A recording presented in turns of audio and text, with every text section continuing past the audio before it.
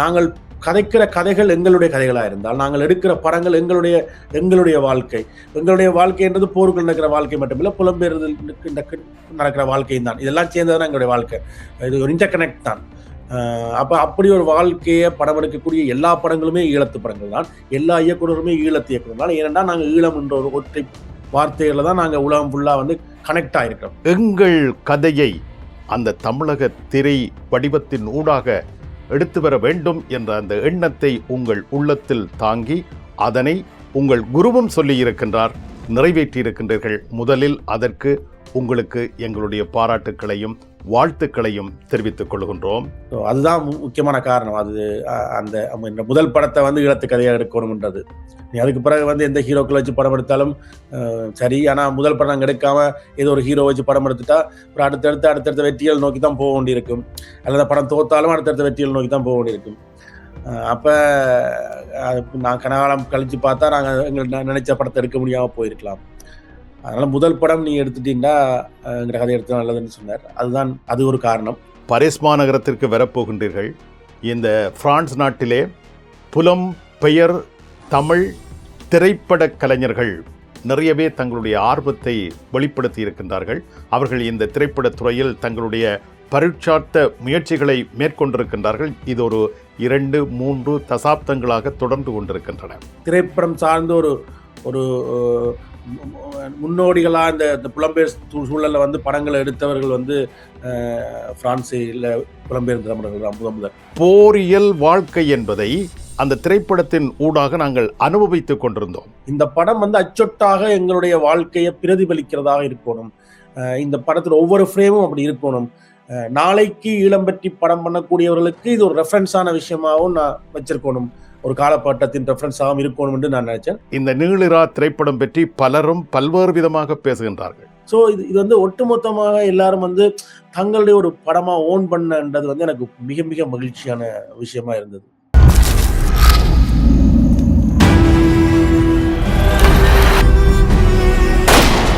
சண்டை என்றால் சண்டைதான். இதில் என்ன சமாதானம்? எவ்வளவு நாளைக்கு சண்டை செய்ய போறீர்கள்? We will fight until our final victory. There will be no final victory in the war.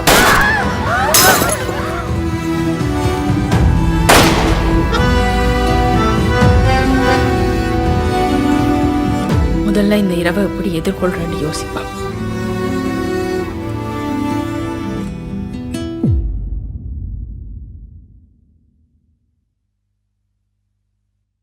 M Tamil உறவுகளே வணக்கம். இப்பொழுது நாங்கள் ஒரு முக்கியமான எங்கள் திரை கலைஞர் ஒருவரை சந்திக்கப் போகின்றோம். யாழ்ப்பாணம் நூலகம், பொது நூலகம் தொடர்பாக ஒரு விவரண படத்தை தந்தவர். அது மாத்திரமல்ல, திராக்கி சிவராம் தொடர்பாக விவரண படத்தை தந்திருக்கின்றார்.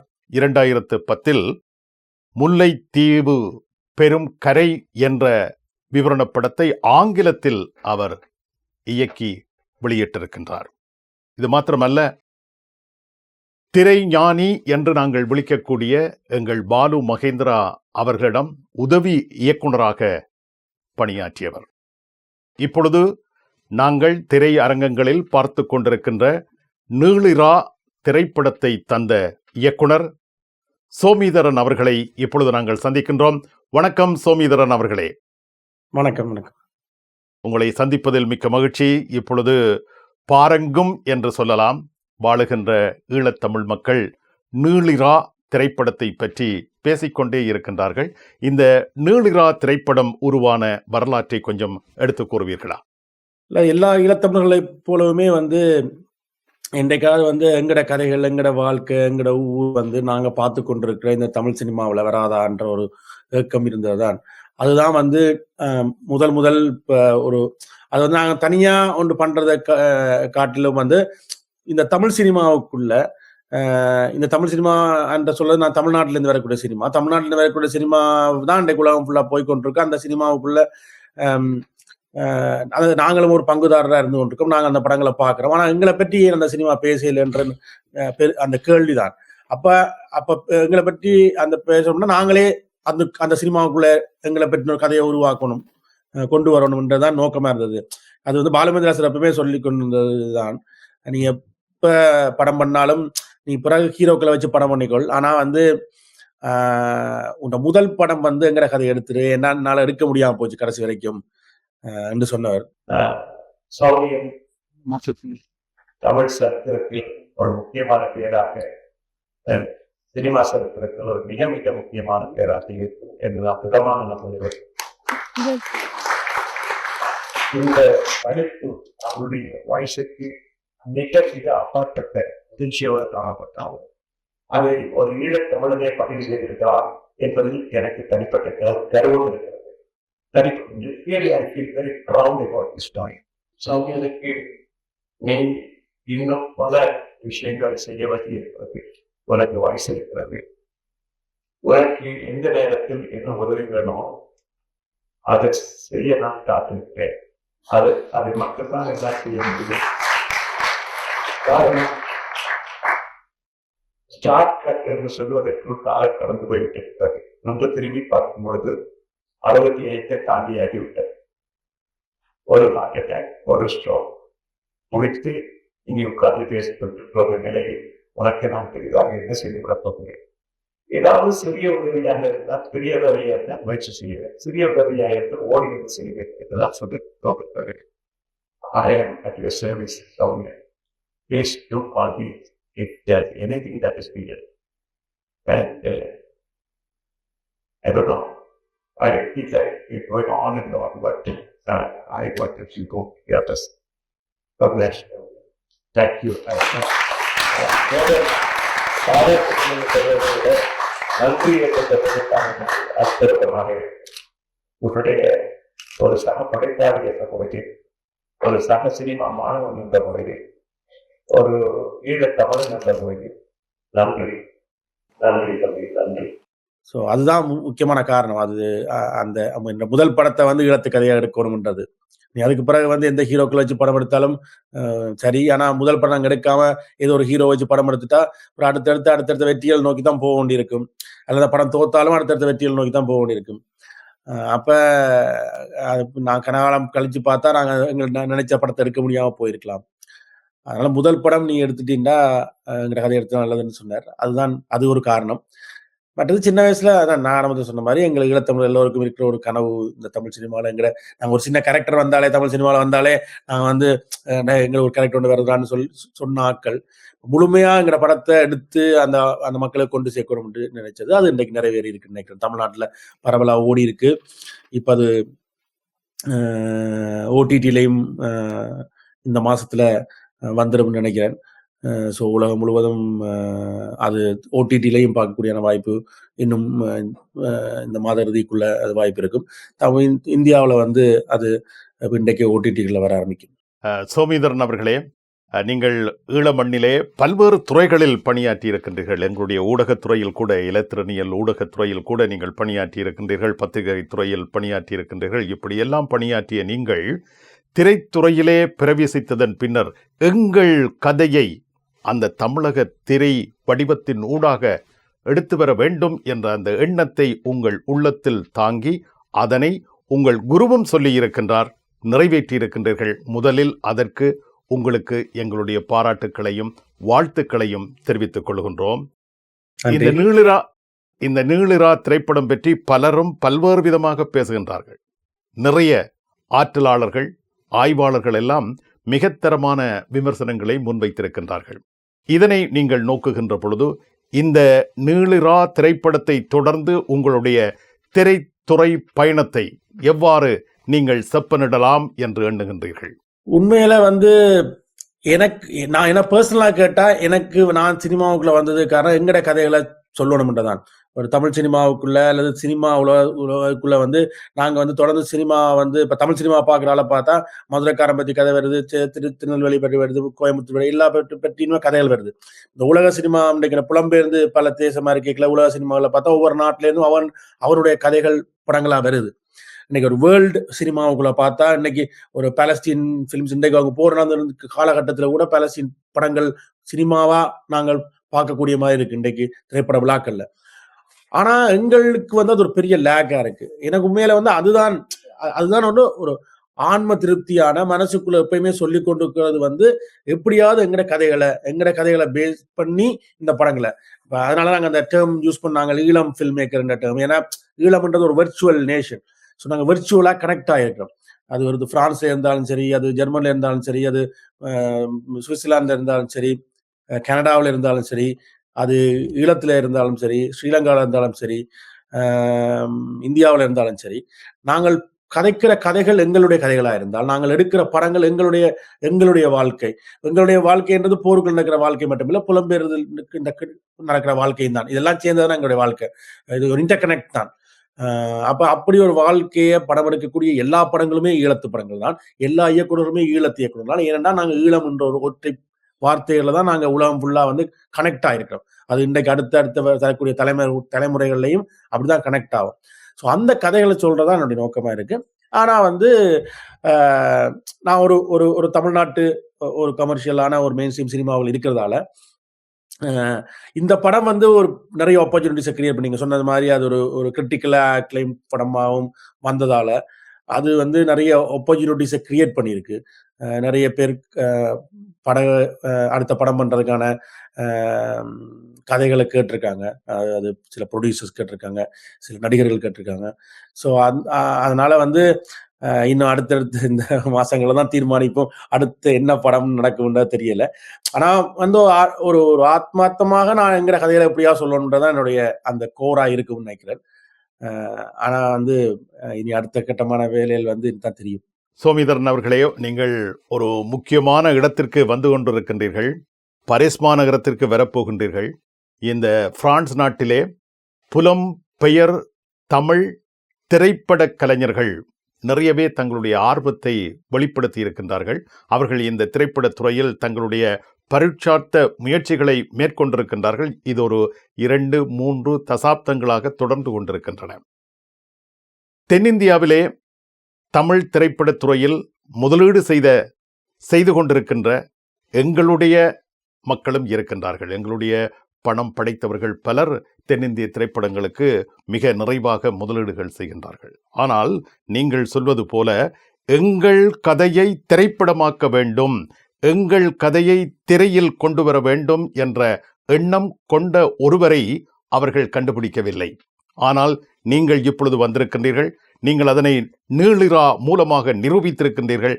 நிச்சயமாக நீங்கள் பாரிஸ் மாநகரத்திற்கு வருகின்ற பொழுது அங்கே வர்த்தக பெருமக்கள் உங்கள் கரங்களை பற்றுவார்கள். உங்கள் திரைத்துறை பயணத்திற்கு நிச்சயமாக அவர்கள் பக்கபலமாக இருப்பார்கள் என்ற உறுதிமொழியை இந்த சந்தர்ப்பத்திலே தெரிவித்துக் கொண்டு, இந்த நீளிரா திரைப்படம் என்பது ஒரு இரவில் ஒரு குடும்பத்தில் நடந்த விடயத்தை மிக தத்ரூபமாக நீங்கள் எடுத்து கூறியிருக்கின்றீர்கள்.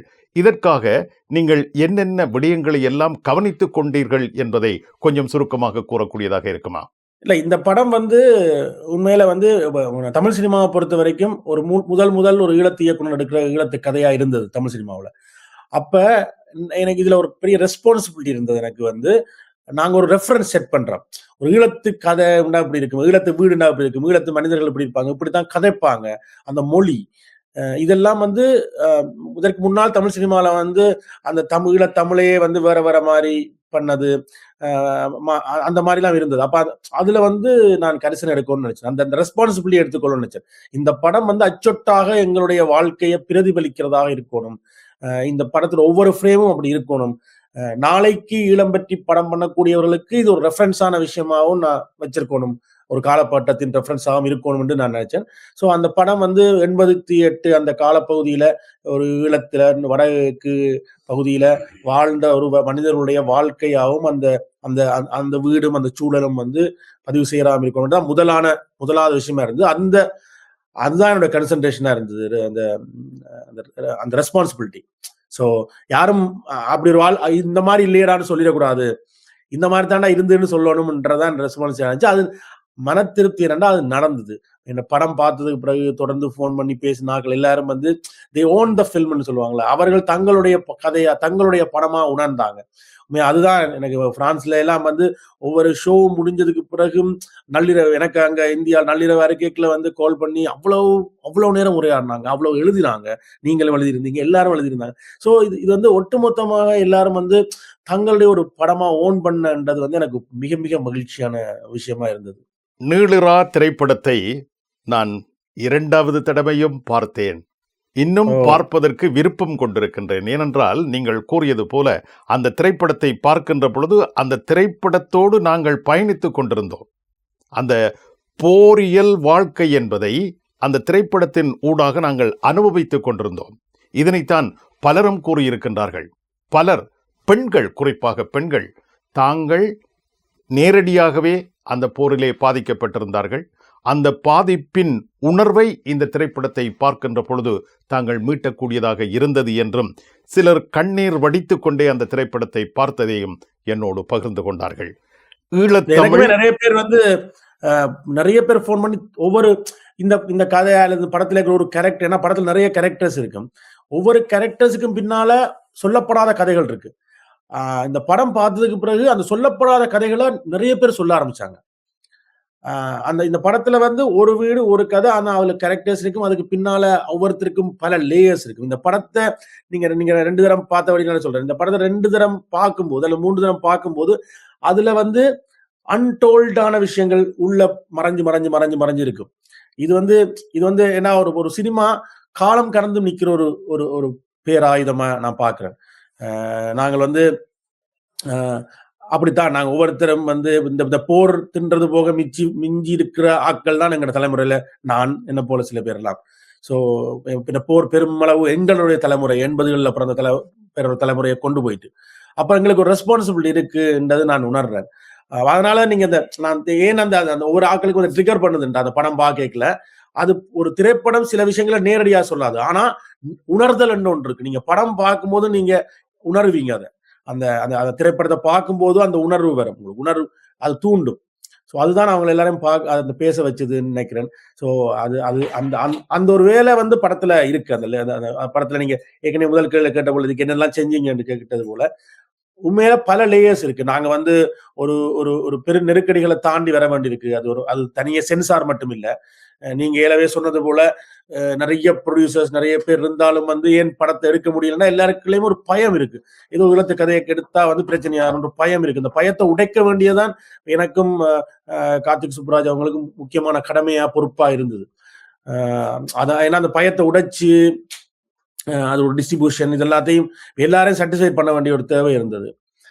அப்ப அதெல்லாம் தாண்டி எவ்வளவு தூரம் அந்த படத்துக்குள்ள வைக்க முடியுமோ அந்த விஷயங்களை வச்சிருக்கிறோம். அதுதான் மக்களை வந்து ட்ரிகர் பண்ணுதுன்னு நினைக்கிறேன்.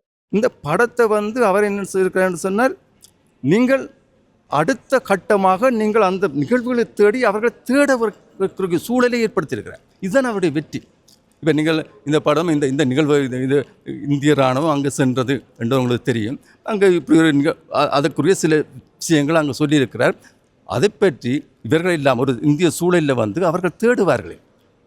இங்கே என்ன நடந்தது, இவர் எப்போ போனார்கள், என்ன செய்தார்கள் என்றெல்லாம் அங்கே தேடுறதுக்கு ஒரு வழியை அவர்கள் மிக இல்லை இங்கே இந்த படத்தை வெளியிடுவதில் இந்த தடங்களையும் இல்லாத வெளியிட்டு அப்படியான சூழலை அவர் ஏற்படுத்தியிருக்கின்றார். அந்த போர்ச்சூழலில் நாங்களும் அகப்படவில்லை, நாங்கள் கண்ணால் ஒன்றையும் பார்க்கவில்லை. இதை பார்க்கும்போது எங்களை அறியாமலே எங்களுக்கு உடம்பெல்லாம் புல்லரிக்கிறது. கண்டிப்பாக பார்க்க வேணும். வாழ்க்கையை வாழ்ந்திருக்கணும் இந்த படத்தில். உண்மையாக சில படங்கள் பழைய காலத்தில் வந்த படங்கள், இப்போ வார படங்களில் நடிப்பில்லை, எல்லாம் செயற்கை. இந்த துலாபாரம் அப்படியான படங்கள் போல் இந்த படம் எனக்கு நல்லா பிடிச்சிருக்கு. என்னென்னு சொன்னால் நாங்கள் அந்த கட்டத்தில் இல்லை. அந்த நேரம் அந்த இலங்கையில் இருந்தாக்கள் இந்த மனசு எவ்வளோ கவலைப்பட்டிருக்கும், எவ்வளோ துன்பப்பட்டிருக்கும் என்றதை இப்போ உள்ள சின்ன பிள்ளைகள் இதை பார்க்க வேணும். மிகவும் நேர்த்தியாக இருந்தது. படம் தொடங்கி முடியும் மட்டும் மௌனமாக தான் இருந்தது. சில படங்கள் பார்க்கும்போது ஹூவண்டு இருக்கும். படம் தொடங்கி முடியும் மட்டும் அமைதியாகவே இருந்தேன். வெளியில் வரும்போது நேர்த்தியுடன் வந்தேன். உண்மையிலே நீளிரா வந்து எங்களுடைய மக்கள் அனைவரும் பார்க்க வேண்டிய படம்.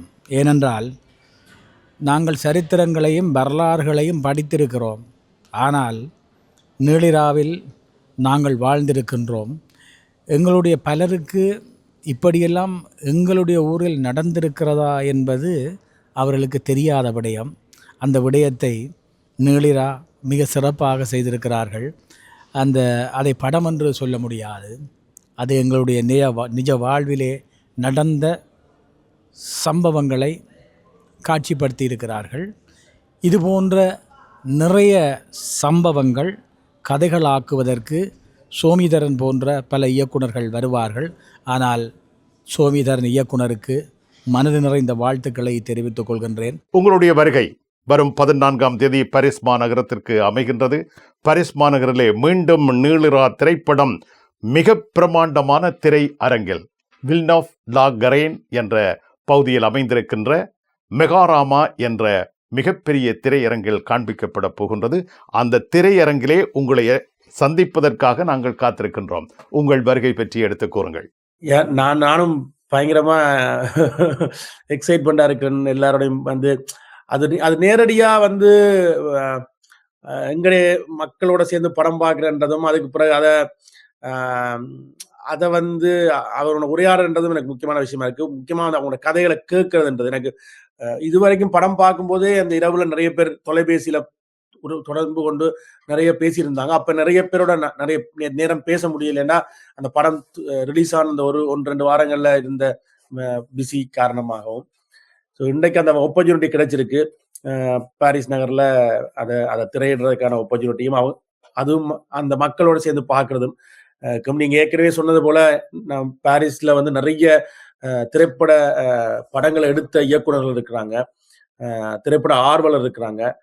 எங்கட தமிழாக்கள் வந்து நிறைய பேர் பாரிஸ்ல இருந்து திரைப்படம் சார்ந்து ஒரு முன்னோடிகளா இந்த புலம்பெயர் சூழல்ல வந்து படங்களை எடுத்தவர்கள் வந்து பிரான்சில் புலம்பெயர்ந்த தமிழர்கள் தான் முதல். நான் நிறைய படங்கள் பார்த்துருக்கேன். கடைசியா என்று கூட ஒரு அஜன் அவரோட ஒரு படம் பார்த்தேன். அதுக்கு முன்னாடி சதா பன்னவன் படம் பார்த்தேன். பிரதீபன் ரவீந்திரன் படம் பார்த்துருக்கேன். நிறைய படங்களை நான் பார்த்துருக்கேன். முகம் அந்த ஆரம்பத்தில் வந்து நினைக்கிறேன் அந்த படம் பார்த்துருக்கேன். 90கள் இறுதியில் தான் வந்த படம் நினைக்கிறேன். அப்படி ஒரு தொடர்ச்சி இருக்கு. அப்ப அப்படியான ஒரு சூழல்ல, அப்படி நிறைய திரைப்பட ஆர்வலர்கள் இருக்கக்கூடிய ஒரு சூழல்ல வந்து அந்த படத்தை திரையிட்டு அவர்களோட சேர்ந்து படம் பார்க்கறதுன்றது எனக்கும் மிக ஆர்வமான விஷயமா இருக்கு. எல்லாரையும் நான் சந்திப்பேன்னு நினைக்கிறேன். பாரிஸ்ல வர்ற 14ஆம் தேதி மாலை நாங்க எல்லாரும் ஒன்று கூடி ஈழ சினிமாவை அடுத்த கட்டத்தில் நகர்த்துவதற்கான ஒரு ஒன்று கூடலாகவும் அது நடக்கும் என்று நான் நம்புறேன். எல்லாரையும் நான் அங்க பார்க்க விரும்புகிறேன்.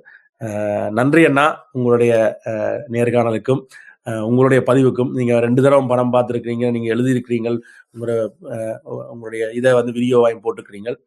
உங்களை மாதிரியான ஆட்கள், அதே மாதிரி இவர் அப்துல் ஹமீத் ஐயாலாம் அவரை அந்த செய்தியை கேள்விப்பட்டு போய் படம் பார்த்துட்டு போட்டார். அப்படி ஒரு யுனானிமஸான ஒரு சப்போர்ட் அந்த படத்துக்கு கிடைச்சதுக்கு மிக மிக நன்றி. உண்மை இயக்குனர் சோமிதரன் அவர்களே, நீங்கள் ஒரு முக்கியமான இடத்திற்கு, நாட்டிற்கு வருகை புரிகின்றீர்கள். இந்த நாட்டில் வாழ்ந்து கொண்டிருக்கின்ற ஈழத்தமிழ் வர்த்தக பெருவள்ளல்கள் உங்கள் கரங்களை பற்றுவார்கள் என்பதை நான் மீண்டும் உங்களுக்கு நினைவூட்டிக் கொள்கின்றேன். இதிலேயே ஒரு முக்கியமான விடயம் ஏற்கனவே நாங்கள் பேசிக்கொண்டோம். ஈழத்தமிழ் இழுப்பு தமிழ் அல்ல என்பதை பிரிட்டனில் வாழ்ந்து கொண்டிருக்கின்ற எங்களுடைய புலவர் சிவநாதன் அவர்கள் அடிக்கடி மேடைகளில் முழங்கி வருவார். ஆகவே அந்த தமிழுக்கு திரையிலும் அந்தஸ்து இருக்கின்றது என்பதை நீங்கள் நிரூபித்திருக்கின்றீர்கள். அதற்கு நீங்க சொன்னதுனால, இந்த தமிழ் பத்தி சொன்னதுனால இடைச்செருளா சொல்றேன். இவ்வளவு காலம் வந்து ஏதோ ஈழத்தமிழ்ல பேசினா வந்து தமிழ்நாட்டுல வந்து ரசிக்க மாட்டாங்கன்ற ஒரு சூழல் சொல்லப்பட்டு கொண்டே இருந்தது. இன்றைக்கு நான் இந்த படம் பார்த்து அங்க திரையிடப்படும் போதுதான் விளங்கிது. அதுல வந்து பல டயலாக்களுக்கு மக்கள் கைதட்டினாங்க. சென்னையிலையும் கோயம்புத்தூர்லையும் மதுரையிலையும் நான் மக்களோட சேர்ந்து படம் பார்த்தேன், திருச்சியிலையும் மக்களோட சேர்ந்து படம் பார்த்தேன். அப்ப கைதட்டினாங்க. அப்படின்னா அவங்களுக்கு தமிழ் விளங்கிட்டுன்ற அர்த்தம், விளங்குதுன்ற அர்த்தம். அந்த ஒரு சொல்லாடல் ஈழத்தமிழ்ல காய்ச்சா விளங்காது, தமிழ்நாட்டுக்கு புரியாதுன்ற அந்த இதுவும் நீங்க சொன்ன மாதிரி வந்து அது சினிமாவுக்கு பொருத்தமில்லாத தமிழ் என்ற ஒன்றும் காலகாலமா சொல்லப்பட்டு வந்தது. நான் நேரடியாக என்னுடைய படத்தை திரையிட்டு அதை பார்க்கும்போது அது அங்க உடைஞ்சு விழுகிறத நான் பார்த்தேன். அது அந்த தமிழ் வந்து மக்களால் ஏற்றுக்கொள்ளக்கூடிய ஒரு தமிழ். நாங்க ஈழத்தமிழை காய்ச்சி படம் எடுக்கலாம் என்ற ஒரு ஒன்று எனக்கு தெரிஞ்சது. அதுல நிச்சயமாக சொல்றதுக்கு இதா சொல்றது. மிக நம்பிக்கைக்குரிய நாயகனாக, இயக்குனராக எங்கள் மத்தியில் நீங்கள் இப்பொழுது வலம் வந்து கொண்டிருக்கின்றீர்கள். உங்களுடைய திரைத்துறை பயணம் என்பது இன்னும் பிரகாசமாக அமைய வேண்டும் என நாம் வாழ்த்திக் கொள்கின்றோம். 14ஆம் தேதி நாம் எல்லோரும் பாரிஸ் மாநகரத்திலே வில்னோவ் லாகரேன் மெகாராமா திரையரங்கில் எங்களுடைய பெரும் ரசிகர் கூட்டத்தோடு சந்தித்துக் கொள்வோம். மிக்க நன்றி சோமிதரன் அவர்களே. நன்றி அண்ணா, நன்றி. நான் 14ஆம் தேதி நேரில் சந்திக்கலாம் எல்லாரும். நன்றி, சந்திப்போம். நன்றி, வணக்கம்.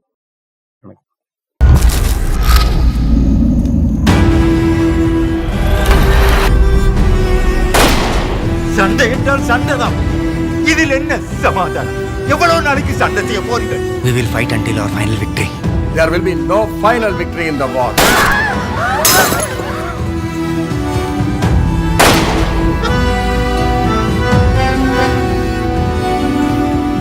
முதல்ல இந்த இரவை எப்படி எதிர்கொள்றேன்னு யோசிப்பா.